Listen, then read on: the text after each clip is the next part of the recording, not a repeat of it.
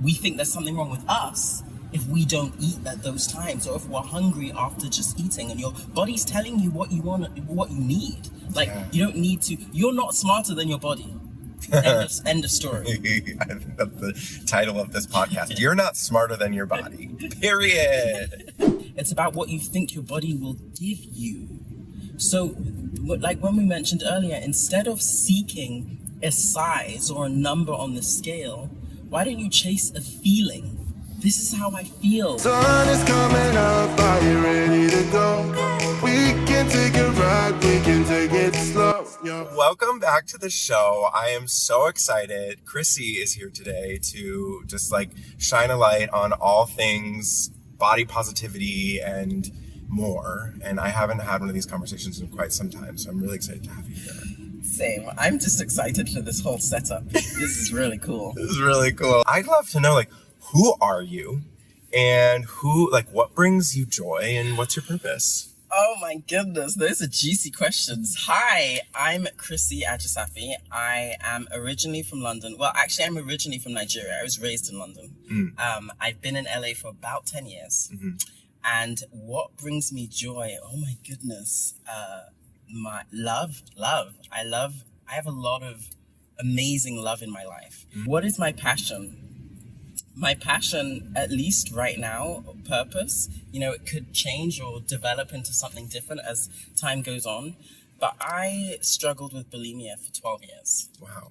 Yes. And it was a pretty dark period of my life. Not that anyone would have known that. So I love the same things that I thought made me not good enough at the time. My body, the way I looked, was I beautiful enough? Was I thin enough? Did people like me? Would men like me? Did they think I was attractive?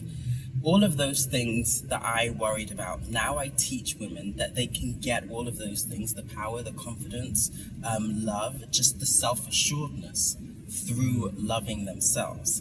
And in that time that I was, in the bathroom on my knees, getting rid of everything I'd eaten that day, I didn't think that I was worthy enough or good enough or was okay just as I am. I always thought there was something missing, there was something wrong with me. And I teach women now that there's absolutely nothing wrong with them, that they are perfect as they are. So take me on that journey. How did you get from, on your knees at the toilet to where you are now? That's a really good question. And the irony of it is that recovery came because I wanted to lose weight. I thought that I was a competitor at the time. I used to be a bodybuilder, very good bodybuilder, although I didn't know it at the time, really. I thought that if I could minimize the weight gain in between shows, then my body would get better. Something you'll hear people say a lot when it comes to binging, dieting, all of that stuff is, when you feel the binge urge come on, to distract yourself. Chew some gum, drink some soda, go for a walk, call a friend. And I call bullshit on all of those things. I think that looking for a distraction is the worst way to stop binging. Just because avoiding discomfort is how we got here in the first place, right? Right. So when you are distracting yourself from those binge urges, you're just doing that all over again, right? You're avoiding the discomfort of these binge urges that are coming up. So instead what I did is, when the urge came up, I paid attention to it. And I reminded myself that those urges, they don't actually get to tell me what to do. And it got so much easier to just, it was a habit. There were a lot of other things that were involved in this habit, but at the end of the day, my binging had become a habit.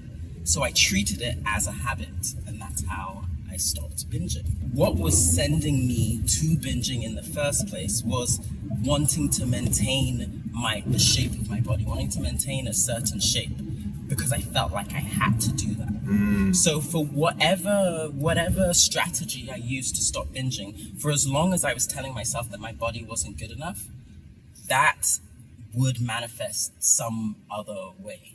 So in the stopping binging, I realized that actually what I really needed to do was learn to love who I am right now.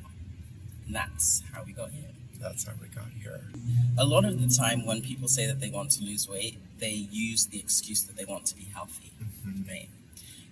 And if health is your greatest concern, then it would make more sense to focus on your health. So how do you know you're not healthy? What is it specifically that you think isn't healthy? This is where doctors do us a disservice. I love doctors, but in this area in particular, is that no one is overweight or obese just because they like food, right? We all like food. Yeah. We all do. If you don't, you're lying. Yeah. We all love food, but there's a difference between loving food and continuing to stuff yourself with food when you are already full. And when you focus on their body as being the problem, you're completely actually missing the problem. So that's why you see people who get their stomach stapled, and then a few years later, they've gained all the weight back already. Because they weren't addressing the real issue. They were addressing the symptom of a bigger problem. And when you address the symptom, you don't actually get to fix the illness. Is there a common theme that you see across all of your clients as to where that food coping comes from? You know, because for me, like, I find that all of my clients' lack of self-love comes from, like, childhood trauma or abuse, or just like being made to feel wrong for being their most authentic self. And I'm curious, like, if there's a common chord between your clients. Yes, absolutely. Very similar to what you've already mentioned. What I found a lot is in my clients, their parents, most especially their mother, was very focused on looks and how the body is. Yeah. And that's how they received attention, or that's how they were taught that they have to behave. Here's a very interesting thing, because, I have a large audience of moms who listen, and, they just want their kids to be great and love themselves. And a lot of moms come to me and they say, I didn't realize how much my kids were modeling what I was doing. And they say, I want to go on this journey for my kids. And I say, I'm going to stop you right there, because you can't go on this journey for your children. You have to go on the self-love journey for yourself, and the impact of that will be enough to change your children. Yeah. When you really think back to how most of us were raised, it's not a surprise that most of us have some sort of disordered eating. Even the people who don't even know that they have disordered eating. It's like time is a completely man-made construct, right? The world wasn't created with the idea of like, this is going to happen in 2 hours and at 12 p.m., whatever it is, right? Our bodies were not man-made either. Sure, they came through people, but they weren't developed and created by men. So, like, I just ate, so I can't still be hungry like 2 hours later. Or I just ate 30 minutes ago, I can't eat now. Like, it's like we have to eat at like 9 a.m., 12 p.m., 6 p.m. And we think there's something wrong with us if we don't eat at those times, or if we're hungry after just eating and your body's telling you what you want, what you need. Like, you don't need to, you're not smarter than your body. End of story. I think that's the title of this podcast. You're not smarter than your body. Period. What would you say to the person who's really in that cycle of saying, if I had this type of body, I would be healthy? So, I really like people to get in touch with exactly what they want from the perfect body. Like, really feel it. If you had the perfect body, how would your life look? How would you feel? What would you think? What would be the difference in your relationships? And really get in touch with that. Because the truth is, if I offered you weight loss, I said, here, you can have, right now, in a second, you can lose 20 pounds or 50 pounds or 100 pounds. And the rest of your life will be exactly the same. Or would you like confidence, self-assuredness, power? Would you like people to listen when you speak? What would you pick? So it's not about the weight loss. It's not about how your body looks. It's about what you think your body will give you. So, like when we mentioned earlier, instead of seeking a size or a number on the scale, why don't you chase a feeling? So, well, tell me about, this journey from, because you at one point in your life had the perfect body. Yes. Like, how has that journey been from like going from just like this ripped human to now just like soft and just like totally accepting of your body? Like, how? That's a good question. So When I did have the perfect body, this is something that's helped me a lot, is when I had the perfect body, I didn't feel like I had the perfect body. I got more attention from men before I started working out, and that had nothing to do with my body. It's not like they were intimidated or something. It was my energy.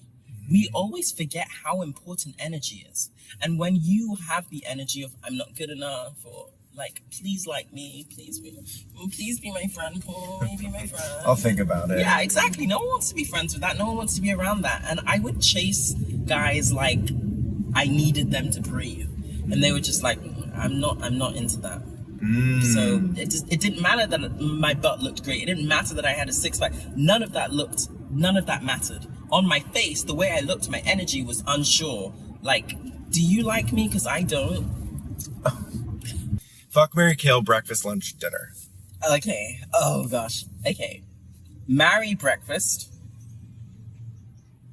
I'm going to definitely fuck dinner. And we're just going to kill lunch. Okay. Lunch is, like, not exciting. I mean, it can be. It just feels the name. It's just like, nah, you know, I had nothing better to do, so I had some lunch. Yeah. I like, for me, lunch is like the time that I normally meet up with friends. So, like, that's why I like lunch. I mean, you make a good point when you say that. So, you got it wrong. If you had said brunch, it would have been a whole different story. So, if I would have... Brunch feels like company, you know? It's brunch true. Just feels like, okay. Healthy food is another one that just, like, it's a good time to question. So, I mean, what's healthy? Well, for me, healthy is what makes me feel good. Great. Okay. I don't know if that's for everyone else.